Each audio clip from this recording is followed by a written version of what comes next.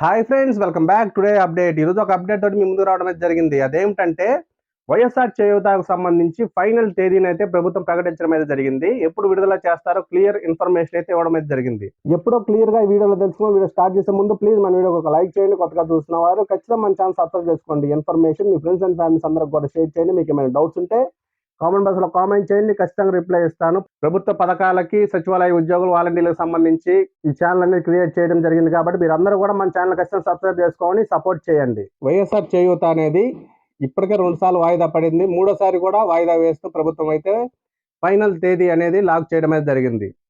ఫిబ్రవరి 16వ తేదీన వైఎస్ఆర్ చేయూత అమౌంట్ అనేది విడుదల చేస్తున్నట్లు ప్రభుత్వం అయితే అఫీషియల్ గా అనౌన్స్ చేయడం అయితే జరిగింది. నిన్న జరిగిన కేబినెట్ భేటీలో కూడా దీనికి సంబంధించిన అమౌంట్ కూడా ఫిక్స్ చేయడం అయితే జరిగింది. ఫిబ్రవరి 16వ తేదీన వైఎస్ఆర్ చేయూత అమౌంట్ అనేది క్రెడిట్ కాబోతున్నాయి.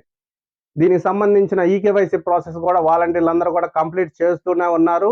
ఇంకా కంప్లీట్ చేసుకుని వారు ఎవరైనా ఉంటే త్వరగా కంప్లీట్ చేసుకోండి. లాస్ట్ డేట్ అనేది ఇంకా అప్డేట్ లేదు కాబట్టి చేయూత ఈకేవైసీకి సంబంధించి లాస్ట్ డేట్ అనేది ఇంకా అప్డేట్ లేదు కాబట్టి మీరు అందరూ కూడా ఎంత త్వరగా వీలైనంత వరకు ఈకేవైసీ ప్రాసెస్ అనేది పూర్తి చేసుకోగలరు. వైఎస్ఆర్ చేయూత క్రెడిట్ అవ్వాలంటే ఖచ్చితంగా మీకు ఆధార్కి ఫోన్ నెంబర్ అనేది లింక్ అయి ఉండాలి. ఆధార్కి బ్యాంక్ అకౌంట్ అనేది లింక్ అయి ఉండాలి. ఎన్పిసిఐ లింక్ అనేది యాక్టివేట్లో ఉండాలి. ఎన్పిసిఐ లింక్ కనుక యాక్టివేట్లో లేకపోతే మాత్రం మీకు చేయూత అమౌంట్ అనేది క్రెడిట్ అయ్యే అవకాశం అయితే లేదు. బ్యాంక్ అకౌంట్ అనేది ముఖ్యంగా యాక్టివ్గా ఉండే విధంగా అయితే చూసుకోండి. ఎందుకంటే గతంలో మనకి ఎలా చేసేవాళ్ళు అంటే పొరపాటుగా ఎవరికైనా చేయూత అమౌంట్ అనేది క్రెడిట్ కాకపోతే బ్యాంక్ కారణం వల్ల కానీ లేదా ఆధార్ కారణం వల్ల కానీ అమౌంట్ అనేది క్రెడిట్ కాకపోతే బయాన్ వల్ల అమౌంట్ అనేది క్రెడిట్ చేస్తారు. అవన్నీ కూడా సరిచేసి బయాన్ వల్ల అమౌంట్ అనేది క్రెడిట్ చేస్తారు. కానీ ఇప్పుడు జరిగేది ఏమిటంటే ఎలక్షన్ కోడ్ అనేది రాబోతుంది కాబట్టి ఈ బయాన్వల్ అనేది ఇచ్చే అవకాశం అయితే ఉండదు. ఒక్కసారి అమౌంట్ అనేది విడుదల చేస్తారు, లేదా ఒక వారం 3 days లో మళ్ళీ అనేది ఆ పన్నులకి ఏమన్నా క్రియేట్ చేసే అవకాశం అయితే ఉంది. కానీ బయాన్వల్ అనేది ఈసారి అయితే ఉండదు. కాబట్టి మీరందరూ ఖచ్చితంగా అకౌంట్లు అనేవి చెక్ చేసుకోండి.